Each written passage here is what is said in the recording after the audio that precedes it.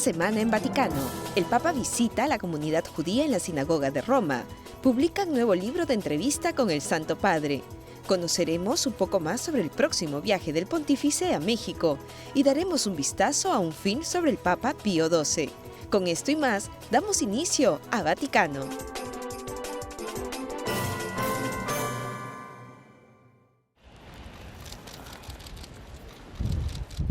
El domingo 17 de enero, el Papa Francisco visitó la Sinagoga Mayor de Roma.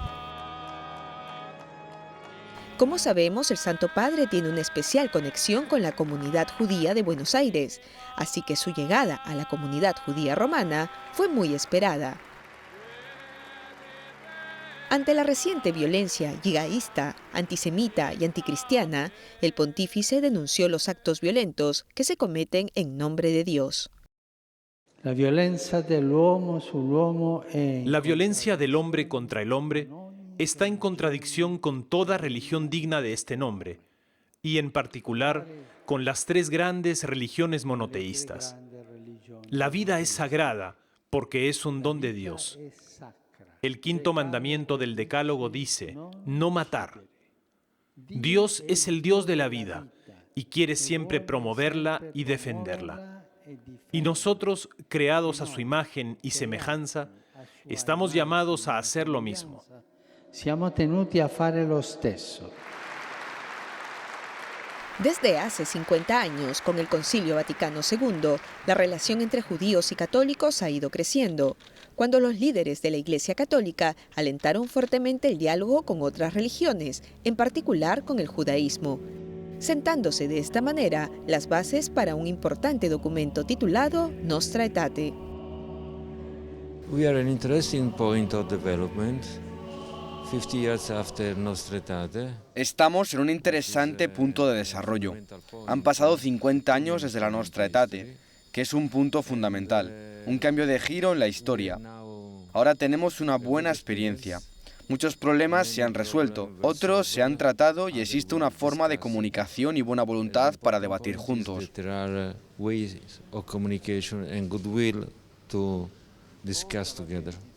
Según el rabino Disegni, la visita del Papa Francisco le da al barrio judío de Roma dos importantes mensajes. Creo que hay dos puntos principales. El primero es el signo de la continuidad. El Papa quiere confirmar el camino de sus dos predecesores y no detener esta vía de buenas relaciones. Y el segundo punto está relacionado a la urgencia en nuestro tiempo, que está marcado por la intolerancia y la violencia inspirada por la religión y por malos maestros de la religión. Y este encuentro es solo una señal que va en dirección contraria. Queremos mostrar que las diferencias entre las religiones son en realidad una semilla de tolerancia, coexistencia y de construcción de paz. El Papa Francisco hizo estas visitas luego que su predecesor Benedicto XVI lo hiciera el año 2010 y antes de él lo hizo San Juan Pablo II en el año 1986. Los tres pontífices suelen dejar una fuerte impresión en la gente de todas las religiones. George de Canino, un artista judío y romano, se encontró con el santo polaco en una audiencia en el Vaticano y nos lo cuenta. Mi pose una domanda. Hablamos unos 20 minutos y en ese tiempo me hizo una pregunta que nunca nadie me había hecho, si era feliz. Me preguntó si era feliz y le respondí. Él estaba conmovido por nuestro diálogo y eso me conmovió. Me comenzó a hablar de sus amigos escritores, a los que conoció en su juventud en Polonia y de los que yo no sabía nada, para ser honesto. Era una generación perdida. Me di cuenta de la profunda que era su alma, su educación, su sensibilidad y su inteligencia. Comprendí que la relación que tenía con la religión judía no era superficial, no era solo cultural, sino una relación de amor. Una relación de amor y nunca olvidaré eso. Un rapporto d'amore e questo non lo dimenticherò mai. El Papa Francisco también ha dejado una fuerte impresión al cumplir esta tradición de buenas relaciones con la comunidad judía de Roma.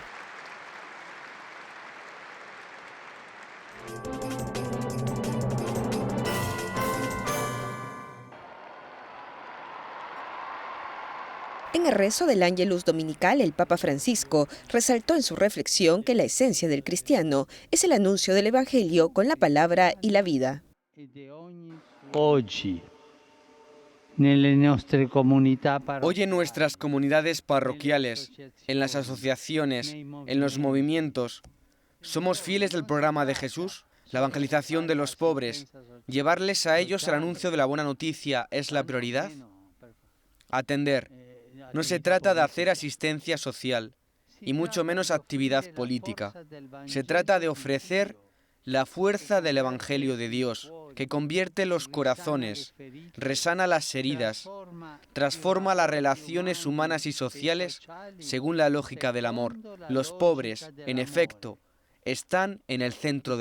Infatti, sono al centro del Vangelo.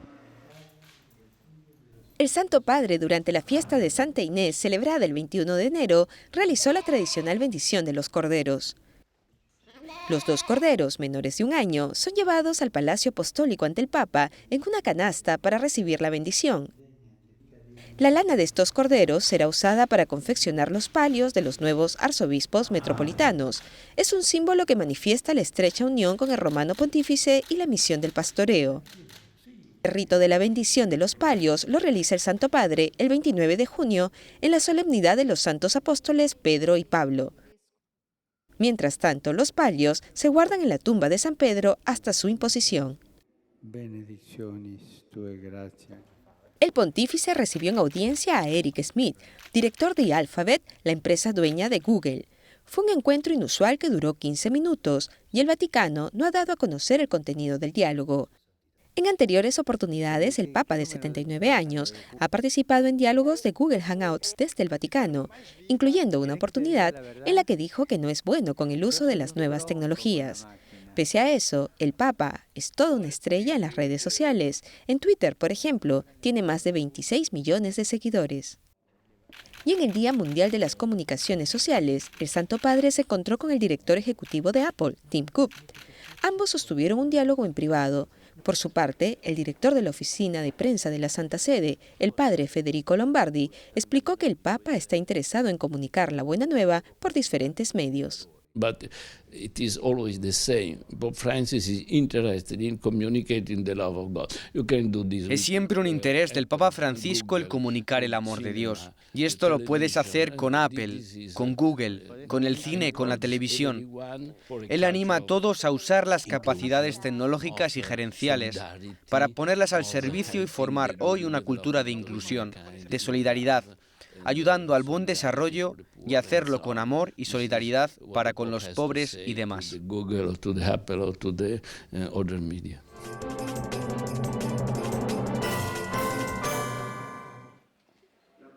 Este mes se ha lanzado un libro entrevista con el Papa, quien ha querido que más que un texto sea llamado un diálogo. El libro es una conversación entre el Santo Padre con el vaticanista Andrea Tornielli. La presentación se hizo en el Instituto Agustinianum de Roma, donde también estaban el secretario del Estado Vaticano, Cardenal Parolin, y el famoso actor italiano Roberto Benigni. El libro se llama El nombre de Dios es misericordia, y el Cardenal Parolin considera que el mensaje que tiene el libro es bastante personal. El libro es el resultado de una conversación entre el Papa Francisco y Andrea Tornielli, quien se propuso la idea de averiguar lo que significa la misericordia para el pontífice. Es un diálogo entre el corazón del Papa y el corazón de la gente que lee el libro, es decir, con la vida personal del Papa. No es solo un libro de teología, no es pura teoría. No es una homilía ni un documento oficial, sino una conversación.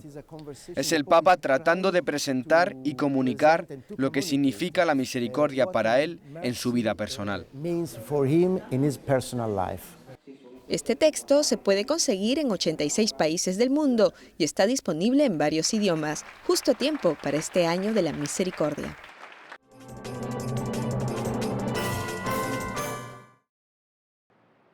En su discurso a los estados del mundo, el Papa Francisco exhortó a los embajadores acreditados ante la Santa Sede a actuar ante la crisis de los refugiados.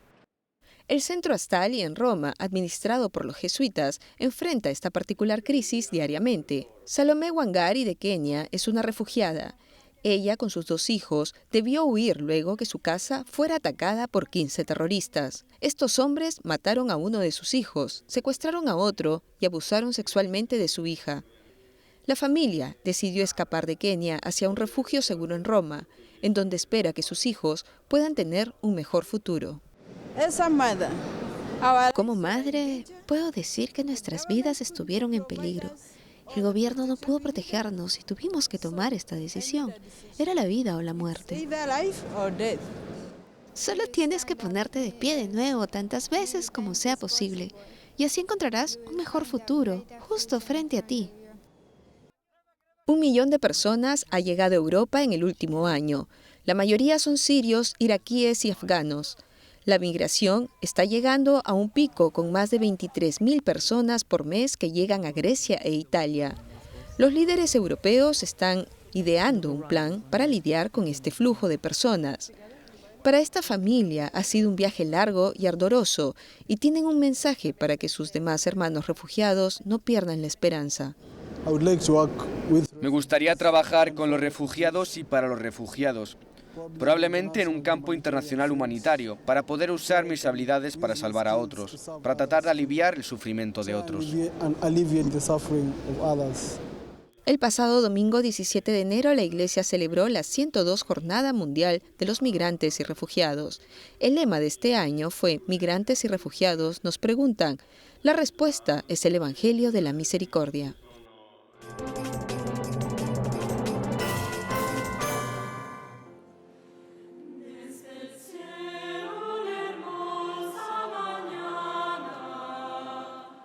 El pasado 12 de diciembre, día de la fiesta de la Virgen de Guadalupe, el Papa Francisco anunció su visita apostólica a México.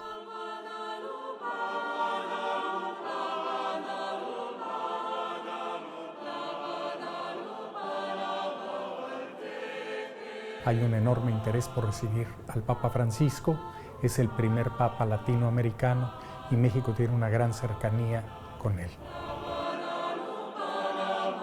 México ha recibido 5 veces a San Juan Pablo II y en el año 2012 recibió la visita de Benedicto XVI. El país ha tenido plenas relaciones diplomáticas con la Santa Sede desde hace 24 años. Es un país mayormente católico, ya que 100 de los 120 millones de habitantes son bautizados. Y este viaje papal se hace aún más importante considerando además que hay unos 15 millones de inmigrantes mexicanos en Estados Unidos. La llegada del Papa Francisco se espera con gran expectativa. Por eso se ha escogido que la visita tenga 3 ejes fundamentales: las fronteras de nuestro país, la frontera sur, el contacto con Centro y Suramérica, que será el estado de Chiapas; la frontera norte, el contacto con el vecino norteamericano de los Estados Unidos de América; el centro y la capital del país con la Basílica de Guadalupe, el Estado de México y el Estado de Michoacán. El criterio de la visita del Papa a México gira en torno a Nuestra Señora de Guadalupe, emperatriz de América. La Virgen de Guadalupe es la advocación de la Virgen María, que tiene más seguidores en todo el mundo. La Basílica de Guadalupe recibe más de 22 millones de peregrinos al año, 5 más que la Basílica de San Pedro en Roma. Y la Virgen de Guadalupe se ha considerado como la patrona y emperatriz del continente americano.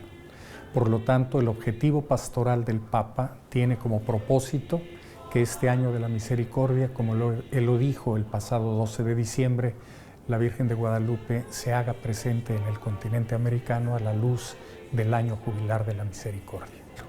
Por lo tanto, la Virgen de Guadalupe es un fenómeno de sociología religiosa muy profunda, donde incluso muchos no creyentes o católicos no practicantes son guadalupanos, y donde hay también un enorme respeto y devoción por la figura de su santidad. Estos 2 elementos de religiosidad popular y de reconocimiento al liderazgo religioso del pontífice hacen que las expectativas de la visita del Papa a México, siendo, como le decía, el primer Papa latinoamericano, haya despertado un enorme interés. Algunos de los temas que tendrá esta visita apostólica están relacionados con los indígenas, las familias y el desafío de la migración. Para el embajador mexicano, el Papa llevará una respuesta pastoral a la problemática migratoria. Nosotros advertimos que será un reforzamiento de las tesis de la Santa Sede y de la política vaticana en respeto a los derechos humanos de los migrantes y de sus familias, y no va el Papa a darle lecciones a ningún congreso ni a tratar de dictar líneas políticas a los legisladores de ningún país. La visita del Papa es pastoral y así lo entendemos, y corresponderá a la soberanía de cada uno de los países tomar las medidas que mejor convengan a sus valores e intereses. Para el embajador Palacios, el mensaje y los gestos del Papa Francisco son muy necesarios para la sociedad mexicana, que sufre violencia y diversas amenazas a la libertad. Será el primer pontífice que será recibido en el Palacio Nacional, en un país que ha tenido una historia de claroscuros en su relación con las instituciones religiosas, o que tuvo en el siglo XIX un proceso de secularización profundo, o que tuvo la Guerra de la Cristiada al inicio del siglo XX. Hoy, en un momento de relaciones maduras, de respeto y de colaboración recíproca, de ejercicio pleno de las libertades religiosas, el Papa Francisco será recibido por el presidente Enrique Peña Nieto en Palacio Nacional, el asiento de los poderes cívicos.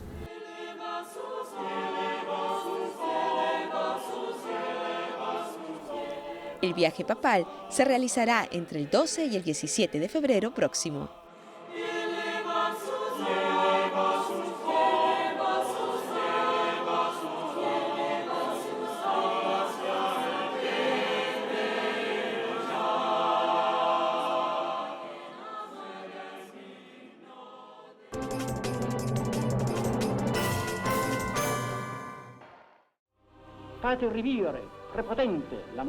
Diplomático y hombre de Estado, el Papa italiano Pío XII lideró a la Iglesia Católica entre 1939 y 1958. Pius was by nature and by character and temperament. Por su temperamento, naturaleza y carácter, Pío XII era un hombre de paz. Por otro lado, estaba todo ese lado trágico de todo su pontificado. Él vivió toda la Segunda Guerra Mundial, entre 1939 y 1945, y poco después comenzó la Guerra Fría. Él era un hombre de paz, pero tuvo que lidiar con la guerra, y esa es la tragedia de su vida.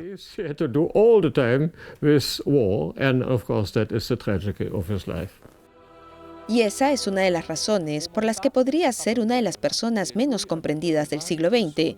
Los críticos dicen que se mantuvo en silencio y que hizo poco para detener a los nazis en su sistemática matanza de judíos y muchos otros. Un nuevo documental llamado Hombre de Paz, Papa de Guerra, realizado por un canal de televisión secular, da nuevas luces sobre la evidencia que afirma lo contrario, que en realidad sí trabajó, pero en secreto, para no empeorar la persecución.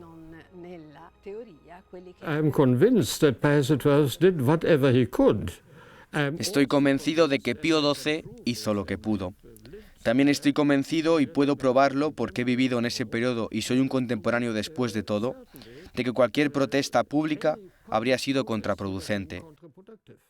Y lo vio en Holanda cuando el arzobispo de Utrecht, el único arzobispo de Holanda, hizo una protesta pública.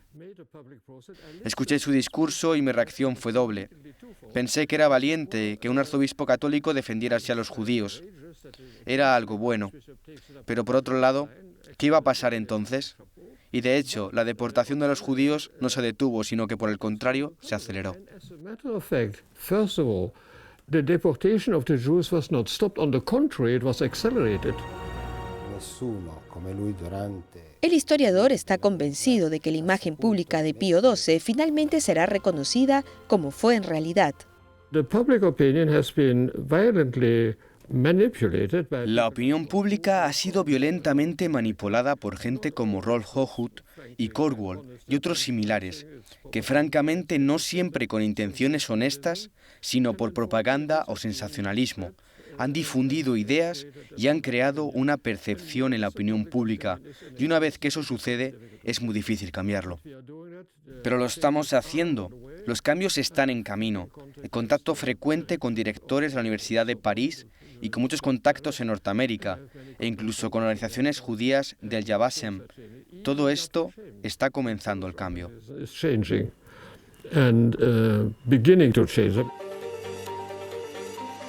El documental tiene un rol importante al presentar estos hechos sobre el pontífice. Quello che noi cerchiamo di fare appunto è lavorare sulle fonti. Lo que hemos tratado de hacer es exactamente eso. Nos hemos basado en las fuentes primarias y en la información para presentar y exponerla para el público. No comenzamos con tesis preconcebidas, sino contamos la historia de la vida de este hombre, usando el material de los archivos del Vaticano y de nuestra televisora, así como el del archivo Luce. Eso es todo el material que hemos utilizado. Riusciti a trovare e che su cui i biografi hanno lavorato. Basado en una completa investigación sobre su vida, acciones y escritos, en el año 2009 Benedicto XVI aprobó el Decreto de Virtudes Heroicas de Pío XII, el primer paso importante para el reconocimiento de su vida de santidad y otro paso importante también para limpiar del todo el nombre de este gran papa.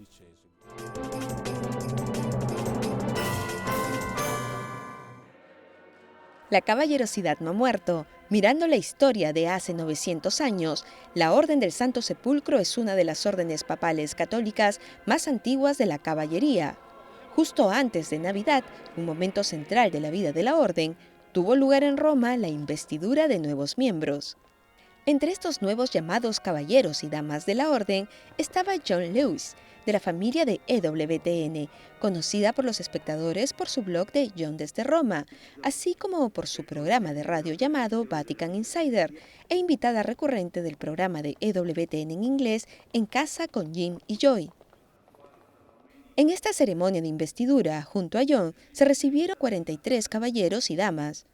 La celebración tuvo lugar en la Basílica Romana de San Juan de Letrán, la primera iglesia pública en la cristiandad.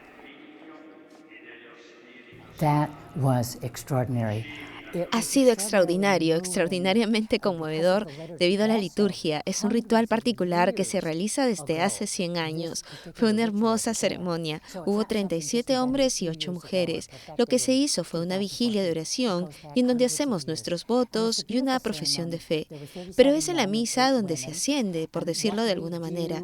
Te paras con la capa sostenida en el brazo, las mujeres tienen guantes blancos y un velo en la capa, porque todos vestimos lo mismo. Y es una capa negra con una cruz roja en la altura del hombro y los hombres tienen capas blancas también con una cruz roja en el hombro. Y le damos la capa a alguien, nos arrodillamos y recibimos la condecoración del obispo. En este caso particular, en mi caso, fue un obispo.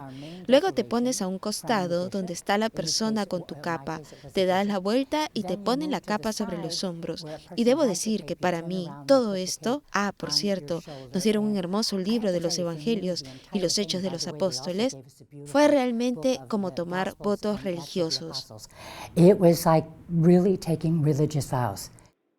La Orden del Santo Sepulcro tiene como misión principal la práctica de la vida cristiana de sus miembros en fidelidad al Papa y también asistir a las obras y los derechos religiosos, espirituales, caritativos y sociales de la Iglesia en Tierra Santa, sobre todo del Patriarcado Latino de Jerusalén. Somos miles en diferentes países y nuestra primera misión está enfocada en Tierra Santa, así que ayudamos con las escuelas, los hospitales, como los de maternidad. Hacemos mucho y ayudamos a las estructuras cristianas existentes y proteger los lugares santos, como el Santo Sepulcro y otros santuarios y otros más. Y ese es nuestro objetivo principal. Como decía, estamos en diferentes países, pero nos enfocamos en Tierra Santa. La Dama John ha sido muy activa en la participación de la Orden. Sé de la Orden por muchos años y he escrito sobre ella, pero estoy especialmente enamorada con Tierra Santa y en cualquier momento podría ir si es posible un fin de semana. En fin, lo que la Orden hace es proteger a los cristianos en Tierra Santa, que es un número cada vez menor, el vivir la fe como seguidores de Cristo. De proteger es algo que he tratado de hacer por muchos años, así que la investidura en una fecha como diciembre es una manera de formalidad, pero uno es invitado dentro de la Orden, uno no lo pide, te invitan por un servicio meritorio a la Iglesia. Para mí ha sido una experiencia de humildad, es un gran honor, pero sabes, es además un llamado al servicio. La Orden hoy cuenta con aproximadamente 23.000 miembros en 52 lugares de todo el mundo, incluidos reyes, príncipes y jefes de Estado. Su sede principal se encuentra en el Palacio de la Rovere, en la Vía de la Conciliación, en Roma.